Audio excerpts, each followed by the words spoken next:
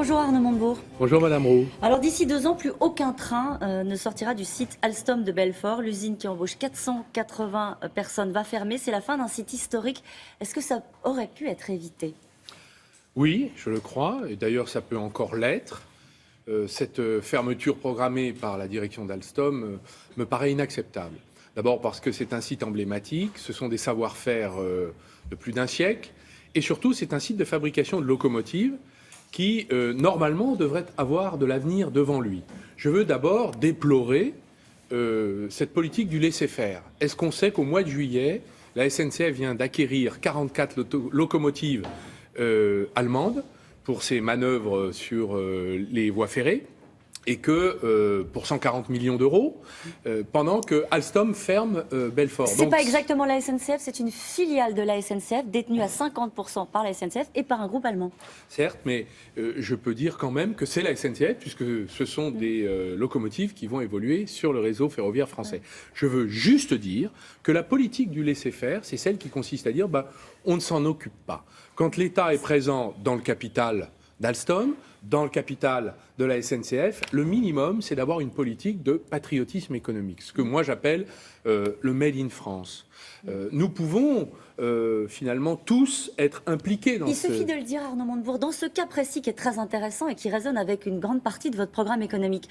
Comment on contraint cette entreprise, donc filiale de la SNCF, à acheter des locomotives françaises ? Mais écoutez, je me souviens l'avoir déjà fait.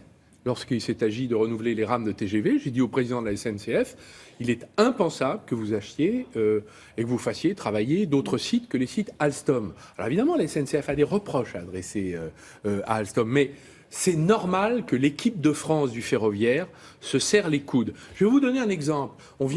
Alstom précisément, vient de gagner un contrat aux États-Unis. Pour 2 milliards d'euros, on va construire le TGV sur la côte est américaine. L'ensemble du TGV sera construit où ? Aux États-Unis. Pas un emploi pour la France. Vous savez pourquoi ? Parce que les Américains disent, vous voulez nos marchés publics, notre argent public, eh bien vous allez faire travailler les Américains. Eh bien nous sommes fondés à faire la même chose. On fait quoi Arnaud Montebourg maintenant pour Alstom ? Qu'est-ce que vous attendez du gouvernement ? Il y a encore un levier, il y a encore un moyen de pression pour sauver ce site historique ? D'abord, il faut que Alstom présente un plan alternatif. C'est la première des choses, car on ne peut pas laisser partir un savoir-faire et un site industriel aussi important.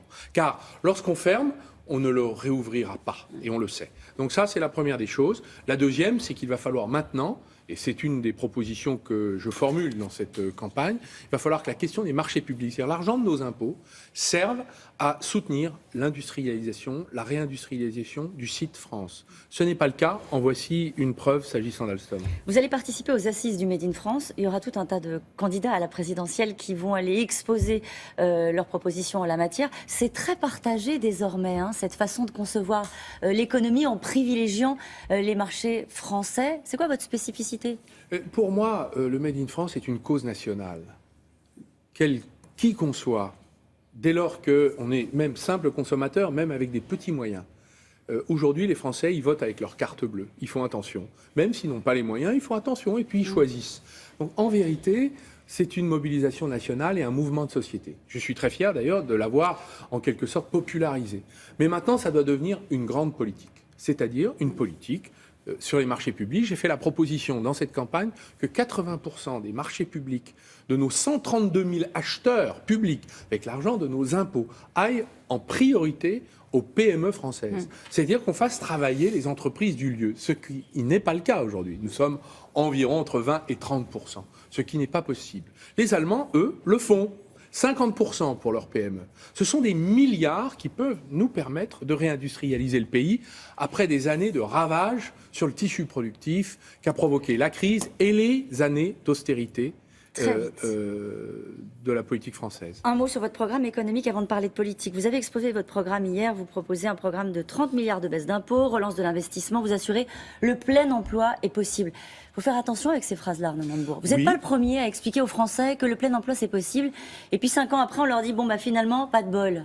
D'abord, vous me permettrez de dire, il n'y a aucun candidat qui utilise l'objectif et qui se prononce sur l'objectif du plein emploi. C'est 5% de chômage, le plein emploi. On parle de courbes qu'il faut inverser. Derrière les courbes, il y a des vies, il y a des gens et il y a des drames. Moi, je propose le plein emploi. Pourquoi? Non pas parce qu'il s'agit d'une promesse qui tomberait d'en haut, c'est un projet de société. C'est-à-dire que nous pouvons décider de mobiliser l'ensemble de nos ressources autour de l'appareil productif. C'est un exemple sur Alstom, mais il y en a des milliers d'autres. L'objectif du plein emploi, d'abord, il va être long à réaliser. Donc moi je dis, c'est un horizon de 10 ans. Les propositions de redécollage économique que je formule sur la relance de l'investissement et sur les baisses d'impôts ont pour effet de diminuer le chômage d'environ 500 000 chômeurs. Donc ce n'est pas encore le plein emploi. Mais c'est un objectif intermédiaire que nous pouvons atteindre en mettant fin à la politique d'austérité qu'a menée François Hollande pendant ces dernières années. Il y a un sondage ce matin que vous avez sans doute vu, 88% des Français ne souhaitent pas que François Hollande se représente. François Hollande qui parle aujourd'hui devant la Fondation Jean Jaurès. Ce chiffre-là, il est rude, naturellement, pour le chef de l'État. Il change quoi pour vous? Je crois que le chef de l'État est en position objective d'empêchement. Les Américains parleraient d'impeachment. En fait, il s'agit d'un rejet massif de la population, de nos compatriotes, qui, je crois, ont mesuré l'échec. Et on ne peut pas bâtir ni une victoire, ni lever l'espoir sur des échecs.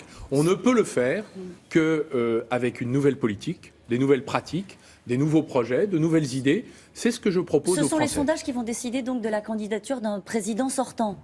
Oh, je ne dirais pas ça. Je crois qu'il suffit de se promener dans les rues de n'importe quelle ville ou village de France pour comprendre qu'il y a en France le désir d'autre chose. Un rejet? Le désir d'autre chose. Vous avez décidé d'être agréable avec le Ça président de la République? s'appelle un projet alternatif. Et je crois que les chemins que nous avons empruntés ces dernières années, droite et gauche confondues, nous ont menés à l'impasse. Le pays s'affaiblit. La population, aujourd'hui, s'appauvrit. Donc nous avons d'autres solutions qui sont sur la table. Ce sont celles que je vais proposer aux Français dans cette campagne qui commence. Merci beaucoup, Arnaud Montebourg. C'est à vous, William. Merci, Caroline. À demain. À demain.